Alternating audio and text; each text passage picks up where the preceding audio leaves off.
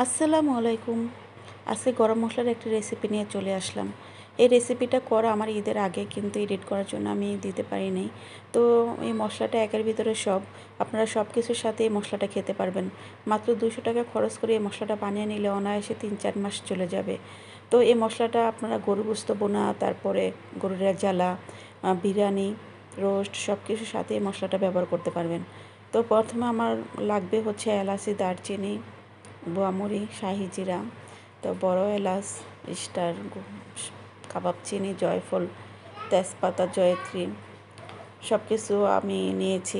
এখন আমি একটি প্যানে সব কিছু মেপে নেব। এখানে হাফ কাপের মতো এলাচি, হাফ কাপ দারচিনি, তারপর হচ্ছে হাফ কাপ জিরা, এরপর দিয়ে দিব হচ্ছে 1/3 কাপের মতো শাহি জিরা,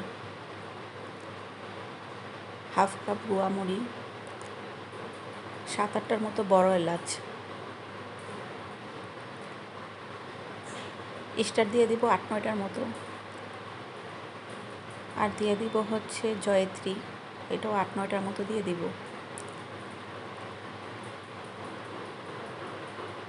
আর কাবাব চিনি দিয়ে দিব 1/3 কাপের মতো। আমি এখানে সাদা গোলমরিচ এবং কালো গোলমরিচ নিয়েছি, এগুলো হাফ কাপের মতো দিয়ে দিব। আর নিয়ে নিচ্ছি হচ্ছে শুকনা মরিচ 1/3 কাপের মতো। আর এখানে 10-12টার মতো তেজপাতা আছে, সেগুলো আমি মাঝখানটা ছিঁড়ে দিচ্ছি। ছিঁড়ে দিলে মানে এটা তাড়াতাড়ি গরম হয়ে যাবে। এখানে আমি জয়ফল নিয়েছি 5টা, তো সবগুলো দিয়ে দিব।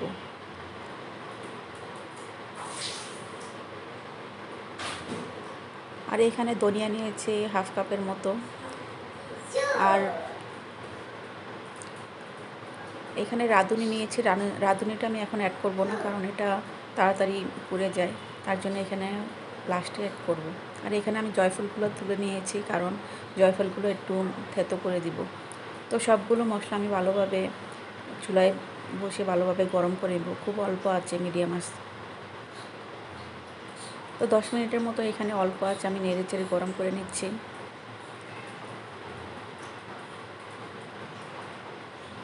যখন গরম হয়ে যাবে লাস্টেতে আমি রাঁধুনিগুলো দিয়ে দিব। রাঁধুনিটা দিয়ে বেশি জাল করতে হয় না, অল্প আছে এটা হয়ে যায়। দেখুন আমার মশলাগুলো সব গরম হয়ে গেছে, এখন আমি ঠান্ডা করে নিয়েছি। এখন আমি একটা ব্লেন্ডারে ব্লেন্ড করে নিব।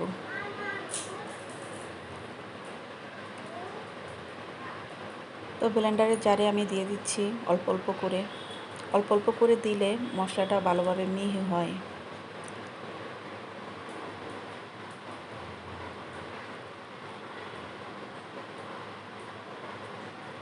তো এইভাবে আমি সবগুলো মশলা করে নিব। দেখুন আমার কতগুলো মশলা হয়েছে।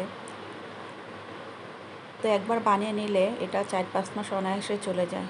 তো একটি আমি পরিষ্কার বয়ামে এটা ভরে নেব।